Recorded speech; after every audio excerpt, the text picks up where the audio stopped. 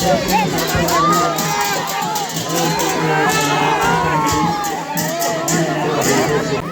15-bedded critical care block hospital in front of Civil Hospital, Mangalore.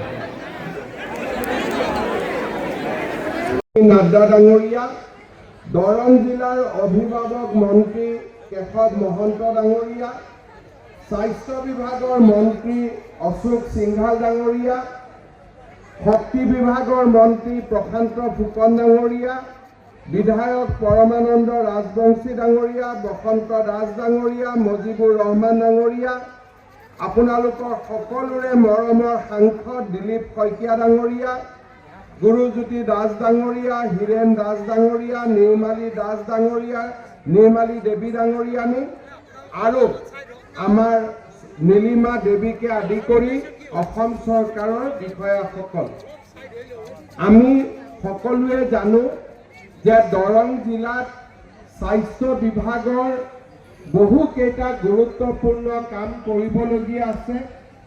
জিলা চিকিৎসালয় পিছত আমাৰ দৰং জিলাত কেঞ্চাৰ হস্পিটেল প্ৰতিষ্ঠা হ'ল আৰু ভাৰত চৰকাৰে আগবঢ়োৱা আৰ্থিক সাহায্যৰে আজি আমি ইয়াতে এটা ক্ৰিটিকেল কেয়াৰ ব্লক অৰ্থাৎ দুৰ্ঘটনা হওক বা আন ধৰণৰ অসুবিধাত ICU আদি সুবিধা থাকিব পৰাকৈ আমি 23,75,00,000 টকা ব্যয়েৰে এটা ক্ৰিটিকেল কেয়াৰ ব্লক আজিৰ পৰা আমি আৰম্ভ কৰিম।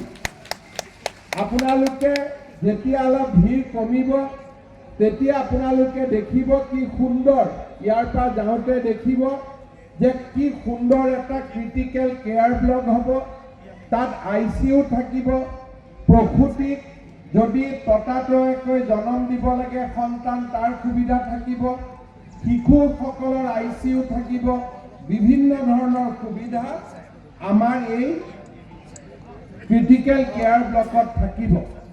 দৰং জিলাৰ বাবে 24 কোটি টকা আৰু গোটেই অসমত এনেকুৱা 28টা ক্ৰিটিকেল কেয়াৰ ব্লক মাননীয় নাবে অৰ্থাৎ 28টা ক্ৰিটিকেল কেয়াৰ বোৰ্ড আমাৰ ব্লক যদি 30 কোটি টকা ধৰি লওক, 30 আৰু যদি আমি 30ক 28 দি পূৰণ কৰোঁ, প্ৰায় 900 কোটি টকাৰ প্ৰকল্প আমাৰ ৰাজ্যত JP নাড্ডা ডাঙৰীয়াই দিছে আৰু সকলো জাগাতে গৈ আধাৰশিলা স্থাপন কৰা সম্ভৱ নহয় কাৰণে তেখেতে আজি দৰং জিলাত এই কেন্দ্ৰীয়ভাৱে গোটেই অসমতে হোৱা অনুষ্ঠানসমূহৰ আধাৰশিলা ইয়াতে স্থাপন কৰিছে। মই বিশেষ দীঘলীয়াকৈ ক'ব নোখোজো, দৰং জিলাত কেঞ্চাৰ হস্পিটেল হ'ল, স্কিল বিশ্ববিদ্যালয় হ'ল, দৰঙৰ ৰাইজৰ অপেক্ষা আছে যে দৰঙত মেডিকেল কলেজ কেতিয়া হ'ব।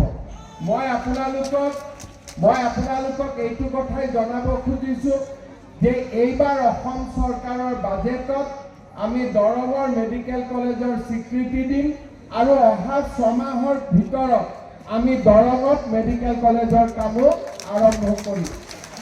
ইয়াৰ লগতে আমি বহুখিনি চেষ্টাৰ পিছত দিলীপ শইকীয়া ডাঙৰীয়ায়ো আপ্ৰাণ চেষ্টা কৰিছে।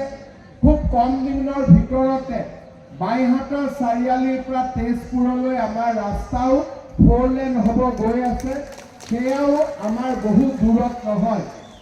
আৰু লগতে আমি চেষ্টা কৰিছোঁ খুব সোনকালে যাতে আমি দৰঙত ৰেল সংযোগো দিব পাৰোঁ, তাৰ বাবেও আমাৰ প্ৰচেষ্টা চলি আছে।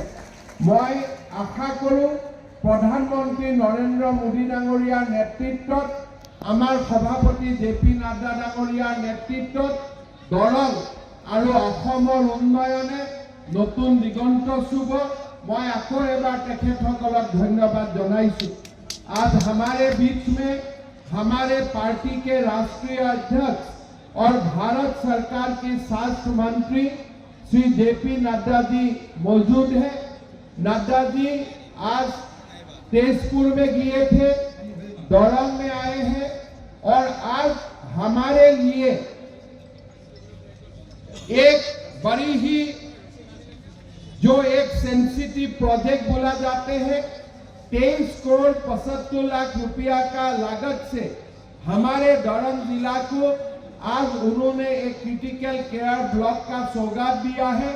और ऐसा ही नहीं, दरंग जिला का साथ साथ पूरा असम में ऐसा 28 क्रिटिकल केयर ब्लॉक बनने जा रहा है, जिसके लिए और इस पूरा प्रोजेक्ट का 100% फंडिंग भारत सरकार कर रहा है। मैं भारत सरकार का स्वास्थ्य मंत्री नड्डा जी को दोबारा असम वासियों का ओर से धन्यवाद देना चाहूंगा। नड्डा जी का और एक असम के लिए बड़ा प्रयास चल रहा है, जो हमारा नामरूप में फर्टिलाइजर है, वो फर्टिलाइजर को दोबारा एक 12 लाख मेट्रिक टन तक हमारा फर्टिलाइजर प्रोडक्शन करने का एक जो हमारे सपना है, वो सपना को साकार करने के लिए भी नड्डा जी भरपूर प्रयास कर रहा है।